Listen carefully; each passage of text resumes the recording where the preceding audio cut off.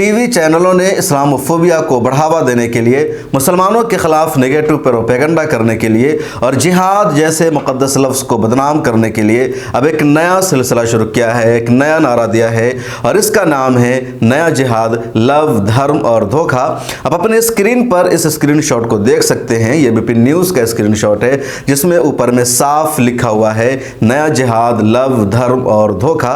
TV चैनलों की तरफ से ये कोई पहली मर्तबा ऐसा नहीं किया गया है, बल्कि लगातार टीवी चैनलों के जरिए, गोदी मीडिया के जरिए, देश के बड़े बड़े अखबारात के जरिए, सोशल मीडिया और बॉलीवुड के जरिए मुसलमानों को बदनाम किया जा रहा है, मुसलमानों की नेगेटिव छवि पेश की जा रही है, इस्लामोफोबिया को बढ़ावा दिया जा रहा है। इनसे हमें कोई शिकवा भी नहीं है। जितना चाहें ये टीवी चैनल इस्लामोफोबिया को बढ़ा दें, अपना एजेंडा चलाते रहें, हम इसका जवाब देते रहेंगे।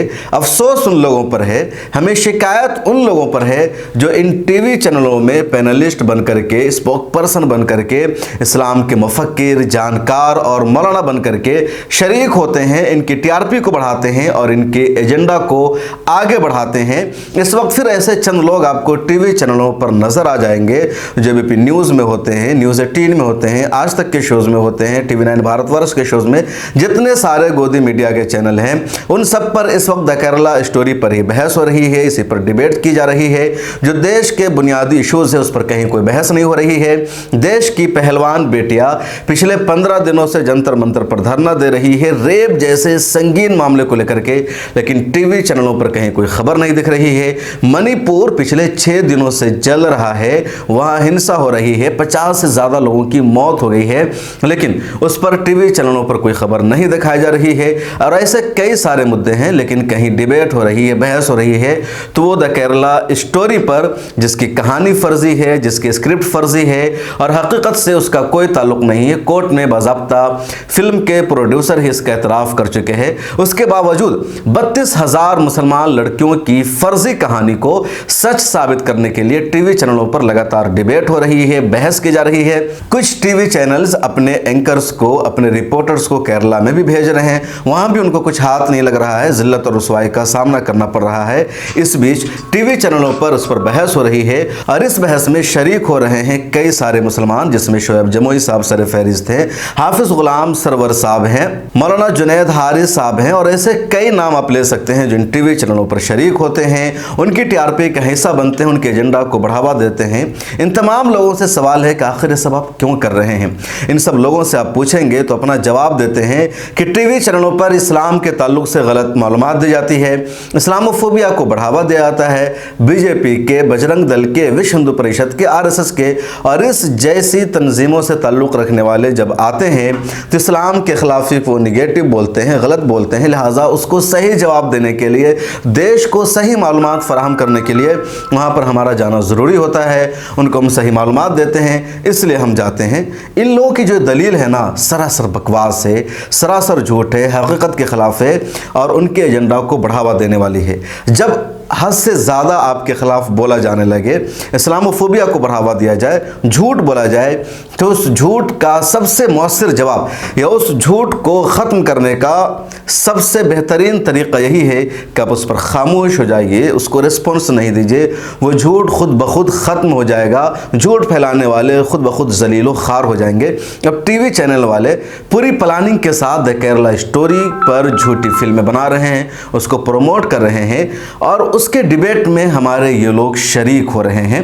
इन लोगों को लगता है कि हम जाकर के वहाँ जिहाद करते हैं, सच बोलते हैं, बड़ी बेबाकी से जवाब देते हैं। ये लोग जब अपने टीवी चैनलों से अपने घर पे आते हैं, अपने रूम में बैठते हैं, तो अपनी गुफ्तगू की हुई, अपनी बोली गई बातों की क्लिप काटते हैं, सोशल मीडिया पर डालते हैं, व्हाट्सएप पर ब्रॉडकास्ट बना करके अपने करीबी लोगों को भेजते हैं, व्हाट्सएप पर डालते हैं। इनको रिप्लाई दिया जाता है, ये समझते हैं कि अरे आपने कितनी बेबाकी से जवाब दिया, आपने तो संबित पात्रा के छक्के छोड़ा दिए, आपने उसको खामोश कर दिया, आपने रूबिका लियाकत की बोलती बंद कर दी, आपने अंजना ओम कश्यप को हक्का बक्का कर दिया, आपने गुल्लू जो जिसका नाम है BND, पता नहीं पूरा नाम क्या है, BND कहा जाता है उसको, तो आपने इन सब को लाजवाब कर दिया। ऐसी हिम्मत हिम्मत है, ऐसी बेबाकी के साथ आप गुफ्तगू करते हैं, आप तो इस्लाम का दिफा कर रहे हैं। टीवी चैनलों पर इस तरह के अल्फाज इनको कहे जाते हैं या कुछ से कहलवाते हैं और इनको लगता है कि हम बड़ा काम कर रहे हैं। नहीं, आप उनके एजेंडे को आगे बढ़ा रहे हैं। आप हिंदुस्तान नहीं दुनिया भर के मुसलमानों को जलील कर रहे हैं, रुसवा कर रहे हैं और ये सब आप करते हैं चंद पैसों के खातिर। टीवी चैनलों पर शोज़ में जाने के लिए आपको 3,000 रुपये का, 5,000 रुपये का चेक दिया जाता है और उस चेक को लेने के लिए, उन पैसों को लेने के लिए आप उनकी डिबेट में जाते हैं, उनकी टीआरपी को बढ़ाते हैं, क्योंकि उनको पता है कि जिस दिन हमारे डिबेट में कोई मुसलमान नहीं आएगा, यानी कोई इस्लाम के इशू पर है, मुसलमानों के इशू पर है, और जिस दिन उस डिबेट में कोई मुसलमान नहीं जाता है, कोई उर्दू नाम वाला नहीं जाता है, कोई टोपी लगा करके नहीं पहुंचता है, तो उनके डिबेट की उस दिन की जो टीआरपी है वो ज़ीरो में पहुंच जाती है, उसके व्यूज़ नहीं आते हैं, उसको लोग पसंद नहीं करते हैं, उनका एजेंडा ही नाकाम हो जाता है। इसलिए पैसा दे करके, गाड़ियाँ भेज करके, पूरी प्लानिंग के साथ इनको बुलाया जाता है और ये इसी तरह बोलते हैं। ये लोग जब टीवी चैनल में बीजेपी के ख़िलाफ़ बोलते हैं या आरएसएस के ख़िलाफ़ बोलते हैं या बजरंग दल के ख़िलाफ़ बोलते हैं, तो आपको क्या लगता है ये दिल से बोलते हैं या इनकी पूरी मर्जी होती है? बिल्कुल भी नहीं। उनकी तरफ से कहा जाता है कि आपको इसी तरह पूरी सख्ती के साथ अपोज करना है। जब संबित बात्रा इस्लाम पर हल्ला बोलेंगे या कुरान के बारे में गलत बोलेंगे या कोई पंडित कुरान के बारे में गलत बोले, तो आपको पूरी हिम्मत के साथ उसके खिलाफ बोलना है। जब ऐसा आप बोलेंगे फिर उधर से वो बोलेंगे, आपस में तकरार होगा और जो इस वक्त का सीन होगा वो बहुत ज़्यादा जानदार होगा, लोगों के व्यूज़ बढ़ेंगे, लोगों का अट्रैक्शन बढ़ेगा और ऐसी क्लिप को बहुत ज़्यादा बढ़ावा भी दिया जाता है। वो अलग से काट करके डालते हैं, अलग से इसको प्रोमोट करते हैं। खुद टीवी चैनलों पर जब दो लोग आपस में झगड़ने लगते हैं टीवी चैनलों पर बैठकर, तो एंकर की तस्वीर भी गायब कर दी जाती है, उन दोनों के बीच में दिखाया जाता है, आप देखते होंगे, वर्सेस कर दिया जाता है। तो ये उनकी स्ट्रेटेजी का हिस्सा होता है। कैसे टीआरपी बढ़ानी उनको मालूम है, इसके लिए वो बोलते हैं। मैं खुद कई टीवी चैनल में गया, मैं पीछे बैठा था ऑडियंस के तौर पर, तो जब ब्रेक का टाइम होता है तो उसमें कहा जाता है एंकर की तरफ से, अरे आप ज़रा सा नॉर्मल हो जाते हैं, एग्रेसिव होकर के जवाब दीजिए, गुस्सा में जवाब दीजिए। संबित पात्रा ने ऐसा कहा या उसने ऐसा कहा या उसने ऐसा कहा, तब उसको उसी तरह जवाब दीजिए। तुम कौन होते हो हमको जवाब देने वाले? हम बता देंगे, हमारी हुकूमत बनेगी तो हम समझा देंगे कि किस तरह पूरे हिंदुस्तान में हम अपना नाम रखेंगे, हम दोबारा से औरंगाबाद नाम रख देंगे, ये करेंगे। हमारी हुकूमत बन जाएगी तो हम दोबारा से बाबरी मस्जिद की तामीर करेंगे, तुम जितना चाहो बाबरी मस्जिद को मुनहदिम कर दो। तो कहा जाता है तुम ऐसे बोलो, और जब ये लोग इस तरह बोलते हैं उनकी टीआरपी बढ़ती है, उनके एजेंडे को और तकमील पहुंचता है। हिंदुओं मैसेज आता है कि देखो कितने अग्रेसिव मुसलमान हैं, हमको धमकी दे रहे हैं आज भी कि अगर दोबारा हमारी सरकार बनी तो हम बाबरी मस्जिद की तामीर कर देंगे। यार ये तो वाकई लोग ख़तरनाक है। सच में इन लोगों ने राम मंदिर को तोड़ा होगा, और बाबर के बारे में जो कहा जाता है बिल्कुल सच्ची है कि उन्होंने हमारे राम मंदिर को तोड़ दिया, वहाँ पर ज़बरदस्ती बाबरी मस्जिद बना लिया, और आज फिर ये हमको धमकी दे रहे हैं। ये 20% से कम होने के बावजूद हमको धमकी दे रहे हैं, टीवी चैनलों पर बैठ करके धमकी दे रहे हैं। तो और उनके जहन में नफ़रत बढ़ती है, मुसलमानों के ख़िलाफ़ उनका जो दिल है वो आमादा होता है लड़ाई करने के लिए, नफ़रत को बढ़ावे करने के लिए फिर नफ़रत करते हैं। और नफ़रत बढ़ाने का सबब कौन बनते हैं? हमारे ये मौलाना लोग जो टीवी पर टोपी पहन करके जाते हैं, मुसलमान नाम रख करके जाते हैं, उर्दू नाम रख करके जाते हैं, और इनको लगता है कि हम बहुत बड़ा काम कर रहे हैं। नहीं साहब, आप बिल्कुल भी बड़ा काम नहीं कर रहे हैं। आप अगर वाकई उम्मत मुस्लिमा की बेहतरी चाहते हैं, उनको रुसवाई से बचाना चाहते हैं, उनको जिल्लत से बचाना चाहते हैं, तो टीवी चैनलों पर इन डिबेट में, इन शोज़ में जाना छोड़ दीजिए। ऐसे कई सारे लोग हैं जिन्होंने जाना छोड़ दिया। अमीर हैदर जैदी का नाम आपने सुना होगा, सीपीएम के लीडर है, बहुत ज़्यादा टीवी चैनलों पर जाते थे, लेकिन पिछले 5 सालों से उन्होंने इन्हीं सब हरकतों की वजह से टीवी चैनल पर जाना छोड़ दिया। आज तक का एक प्रोग्राम था, अंजना ओम कश्यप का हल्ला बोल था, और अमीर हैदर जैदी को उनकी बात कहने नहीं दी गई, उनके माइक को स्लो कर दिया गया और वॉल्यूम को डाउन कर दिया गया। उन्होंने कहा आज के बाद मैं दोबारा कभी डिबेट में नहीं जाऊंगा, और उन्होंने जाना बंद कर दिया।